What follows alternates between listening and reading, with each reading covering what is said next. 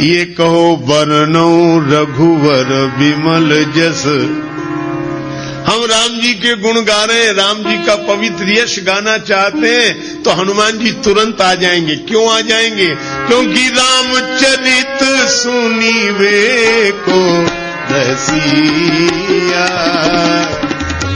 रामचरित सुनीवे को रसिया, राम लखन सीता मन बसिया, राम लखन सीता मन बसिया,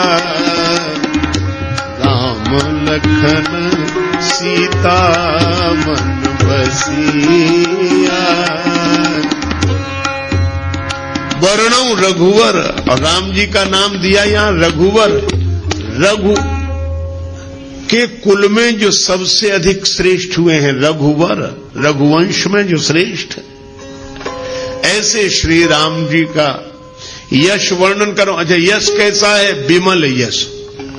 राम जी का यश निर्मल है। तुलसीदास जी ने एक जगह लिखा रामचरितमानस में कि भगवान के जो गुण हैं यह पवित्र धागा है। जुगुत वेद पुन पोई हई रामचरित वर ताग। वर माने श्रेष्ठ, ताग माने तागा, धागा। और कवियों की कविता हो, ये कवित मुक्ता मणि चारु। कवियों की कविता मोती है। किसी ने तुलसीदास जी से कहा कि यह उपमा तो बड़ी विचित्र है, मोती कीमती होता कि धागा? तुलसीदास जी बोले कीमती तो मोती होता है।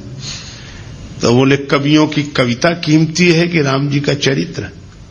तुलसीदास जी बोले राम जी का चरित्र। राम तुम्हारा चरित स्वयं ही काव्य है, कोई कवि बन जाए सहज संभाव्य है। मैत्री शरण गुप्ता जी की यह पावन पंक्तियां सचमुच राम जी के चरित्र की ही विशेषता है। ठीक है, तो कवियों की कविता को मोती क्यों बनाया आप? राम जी के चरित्र के प्रेरक प्रसंगों को मोती बनाते और कवियों की जो श्रृंखला आई है कविता की उसको धागा बनाते। तुलसीदास जी बोले हमने जानबूझकर नहीं बनाया। क्यों? बोले मोती भले ही कीमती हो, लेकिन मोती की माला बनानी पड़ेगी तो मोती में छिद्र करना पड़ेगा। अब मैं राम जी के चरित्र को मोती की उपमा कैसे दे दूं? क्योंकि हमारे राम जी के चरित्र में तो कहीं छिद्र है ही नहीं, इसलिए मैंने मोती नहीं बनाया। हाँ, राम जी का चरित्र धागा है और यह धागा इतना अनंत है कि चाहे जितनी कवियों की कविता रूपी मोती इसमें पिरो दिए जाएं, पर इस धागे का कभी अंत होने वाला नहीं है। हरि अनंत, हरि कथा अनंता। राम जी का चरित्र ऐसा पवित्र चरित्र है, तुलना नहीं करनी चाहिए। कोबड़ छोट कहत अपराध हो, पर राम जी अपने आप में अद्वितीय हैं। निरुपम न उपमा आन, राम समान राम निगम कहें। भगवान श्री राम से गुरुदेव विश्वामित्र जी ने कहा कि राघवेंद्र इस शिला को चरण छुलाओ, इसका उद्धार होगा। चरण कमल रज चाहती, कृपा करहु रघुवीर। राम जी ने कहा गुरुदेव आपके आगे, आप तो हमारे भी गुरु जी हैं, आप चरण छुला दें। गुरु जी बोले बात बड़े छोटे की नहीं है, मैं तुम्हारा गुरु हूं, मेरी बड़ी महिमा है, तुमसे भी बड़ी महिमा है, लेकिन अपने अपने विभाग की बात होती है।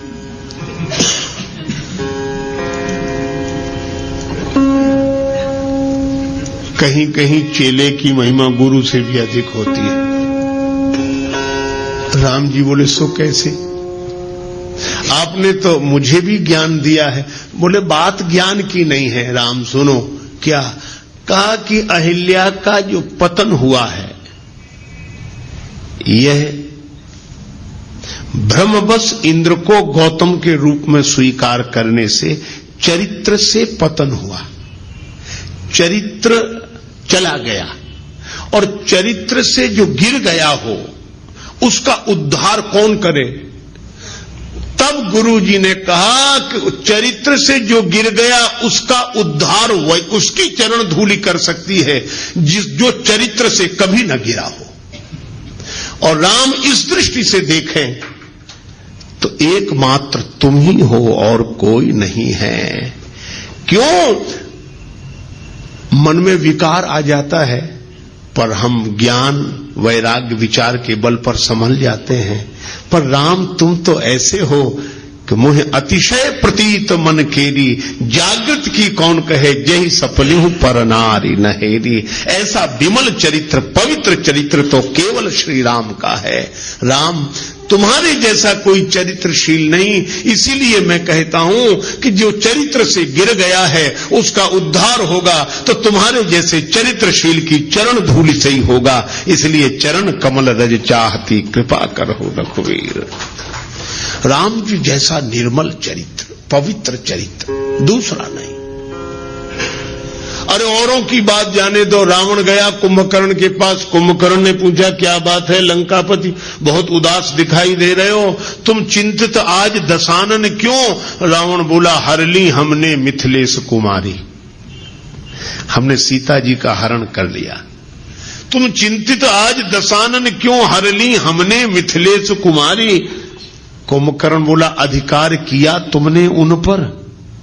रावण बोला लखती ही नहीं वह और हमारी, वे हमारी ओर देखती तक नहीं। तब तुम एक काम करते, क्या महात्मा बन गए, उनका हरण कर लाए तो राम जी का रूप बनाकर परमात्मा बनकर अधिकार पा लेते। नकली ही तो बनना था। रावण बोला कि बड़ी कठिनाई है। क्या? तब राघव ही न बने तुम क्यों? कुंभकर्ण ने पूछा। रावण ने उत्तर दिया इसमें हमको भय भैरव भारी, जब राघव रूप लगा बनने तब मातु समान लगी पर नारे। जब मैं राम जी का चिंतन करने लगा तो मेरे मन से वासना चली गई। ऐसा पवित्र चरित्र है राम का। विश्वामित्र जी ने कहा कि राम चरित्र की दृष्टि से जो पवित्रता तुम्हारे अवतार में है वह अन्यत्र दुर्लभ है, इसलिए मैं तुम्हारा गुरुजी हूं, पर अहिल्या का उद्धार तो तुम्हारी ही चरण धूलि से होगा। ऐसा राम जी का वर्णौ रघुवर विमल यश, ऐसा पवित्र चंद्र। देखो चंद्र कितना भी ऊंचा रहे पर फिर भी कलंक है, कलंक लगा है चंद्र में, घटता बढ़ता रहता है। लेकिन हमारे रामचंद्र ऐसे चंद्र हैं जो निष्कलंक चंद्र हैं, जिनमें घटने बढ़ने की घटना नहीं होती, सदा एक रस निर्मल पवित्र चंद्र श्री रामचंद्र हैं। तुलसीदास जी कहते हैं ऐसे राम जी का यश वर्णन कर रहा हूं। कैसा है यश का? वर्णौ रघुबर विमल यश। राम जी का चरित्र विमल है। अच्छा तो ये मन को क्यों सुधार रहे हो? निज मन मुकुर सुधार का कि पवित्र चरित्र का वर्णन पवित्र मन से ही किया जा सकता है। सो न होए बिनु विमल मति मोहि मति बल अति थोर।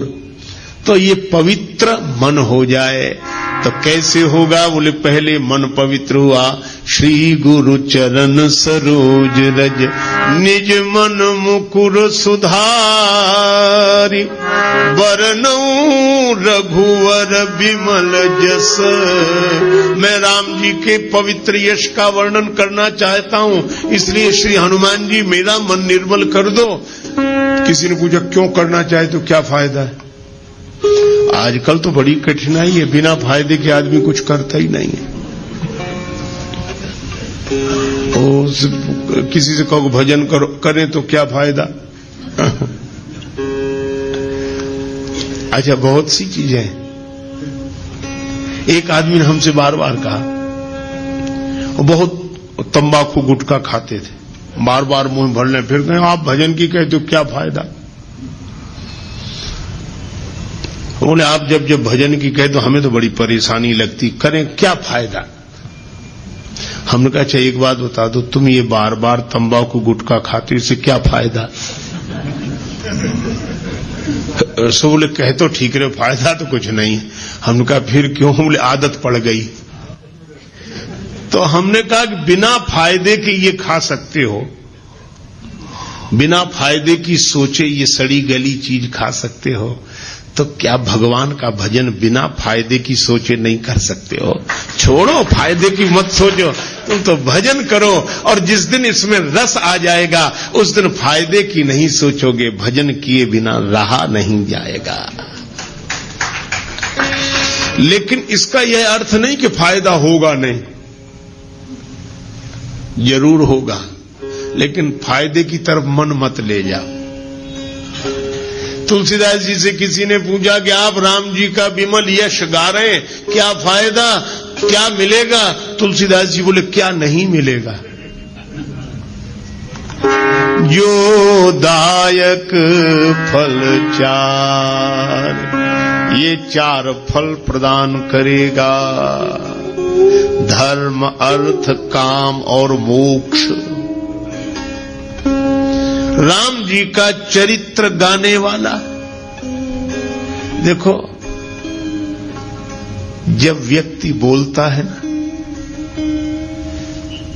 दिमाग से बोलता है, कोई बात कहता विचार दिमाग से, लेकिन जब कोई गीत गाता है तो दिल से। ये गीत हृदय के अधिक समीप है, विचार बुद्धि के समीप है। तो जब कोई गाता है तो हृदय से। और मैं आपसे कहूं कि राम जी का गुण कोई हृदय से गाएगा, और जब हृदय राम जी के गुणों से भरा हुआ होगा, ऐसे आदमी के द्वारा अधर्म कभी हो ही नहीं सकता। जब होगा धर्म ही होगा। तो यह राम कथा का गाना और सुनना व्यक्ति को धर्म से जोड़ता है। धर्म,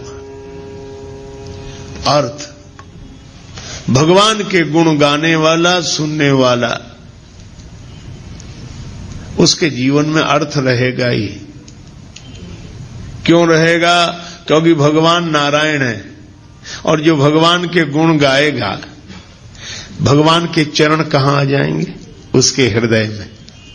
ये यही कथई स्नेह समेता, कहीं हई सुनी हई समुझ सचेता, होई हई राम चरण अनुरागी, कलिमल रहित सुमंगल भागी। भगवान के चरणों का अनुराग उसके मन में आ जाएगा।